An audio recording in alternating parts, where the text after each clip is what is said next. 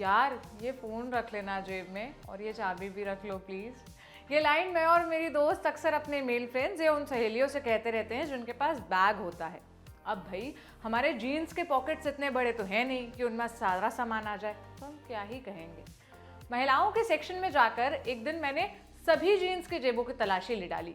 कुछ एक ब्रांड्स को छोड़ दें तो सच में महिलाओं की जीन्स और पैंट्स की जेबें इतनी छोटी होती है कि उनमें एक फ़ोन रखना भी मुश्किल होता है। लड़कियों के ज़्यादातर कपड़ों में या तो जेब होती ही नहीं है और होती भी है तो बहुत छोटी होती है। लेकिन ऐसा क्यों है, ये समझने के लिए मैंने गूगल तलाशा तो पता चला कि इतिहास लड़कियों की पैंट्स की जेबों का बहुत अजीब है, बहुत वियर्ड है। शुरुआत करते हैं तब से जब जेबों का आविष्कार ही नहीं हुआ था, जब महिला और पुरुष दोनों ही रस्सी में कपड़ा बांधकर उसे झोले की तरह अपने साथ रखते थे। इसमें वो जरूरत का सारा सामान रख सकते थे। यहाँ तक तो सब ठीक था, जेबों के मामले में ही सही आदमी और औरत बराबर तो थे। फिर आई 17वीं शताब्दी। इन रस्सी वाले बैग्स को कपड़ों में सला जाने लगा ताकि इनमें रखा सामान सेफ रहे और बैग वगैरह कहीं भूल जाने का जो डर होता था वो भी खत्म हो जाए। दिक्कत यहीं से शुरू हुई।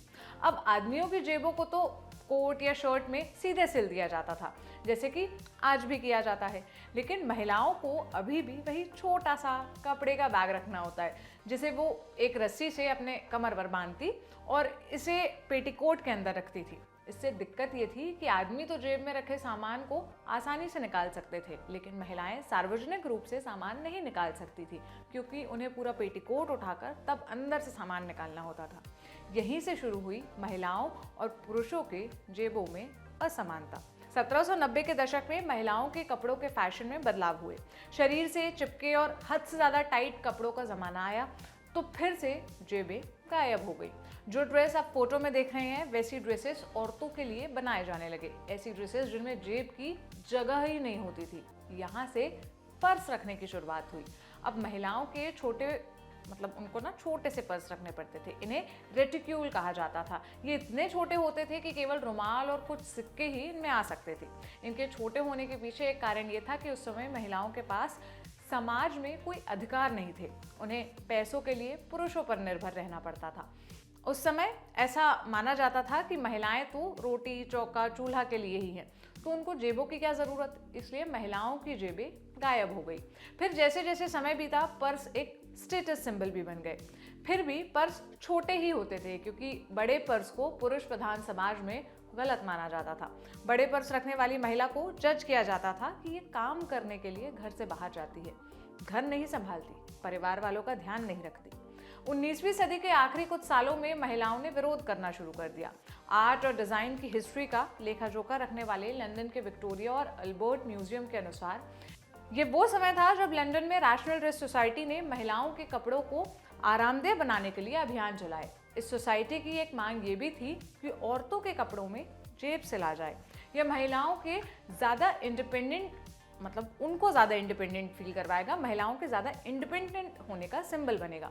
20वीं सदी के पहले के दशक में महिलाएं अपने पॉकेट राइट्स को लेकर थोड़ी और एक्टिव हुई। उन्होंने पैंट पहनना शुरू किया, उसमें जेबें होती थी। 1910 में सफ्रेजिट सूट्स आए, इनमें कम से कम 6 जेबें होती थी। इसके बाद 1914 से 1945 के बीच 2 विश्व युद्ध हुए और ये वो दौर था जब महिलाओं के कपड़ों को लेकर उन्हें वो आज़ादी मिलने लगी जो उन्हें चाहिए थी।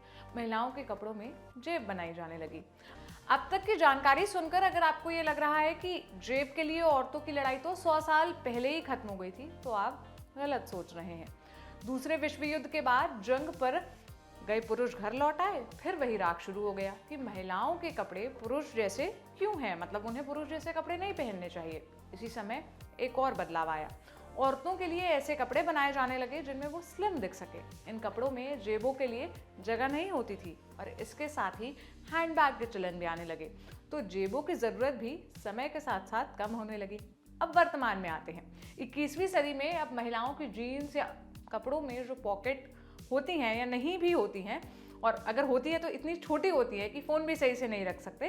कई बार तो फेक पॉकेट भी रहती है। कई एक्सपर्ट्स मानते हैं कि फैशन इंडस्ट्री मेल डोमिनेटिंग है, इसलिए वो महिलाओं के कपड़ों में कंफर्ट से ज़्यादा फैशन का ध्यान रखते हैं। इसलिए कपड़ों में जेबों को छोटा रखा जाता है या फिर रखा ही नहीं जाता। वैसे औरतों के कपड़ों में जेबों के छोटे होने या नहीं होने का एक कारण हैंडबैग मार्केट को भी माना जाता है। कई तरह के हैंडबैग्स मार्केट में अवेलेबल हैं, साइज के हिसाब से, डिजाइन के हिसाब से। जेबों के इतिहास पर यह जानकारी हमने निकाली है कि बारबरा बोमन और एरियन फेंटोस की किताब the pocket a hidden history of women lives 1660 से 1900, ये किताब बताती है कि जेबें हमारे पुरुष प्रधान समाज के इतिहास का हिस्सा रही हैं। हालांकि अब थोड़ा थोड़ा करके वक्त बदल रहा है, औरतों के ड्रेसेस में कुर्तों में पॉकेट्स आने लगे हैं। हमारे आसपास कई लड़कियां हैं जिनके किसी कपड़े की तारीफ कर दो तो बड़ी खुश होकर बताती है कि उसमें जेब भी है। ये मैं भी करती हूँ। ये खुशी बनी रहे, ऐसे ही बदलाव आते रहे, हम यही उम्मीद करते हैं। आपके लिए ये पूरी खबर लिखी थी हमारे साथी उदय ने। मेरा नाम है सोनल। देखते रहिए ऑर्डिनरी। शुक्रिया।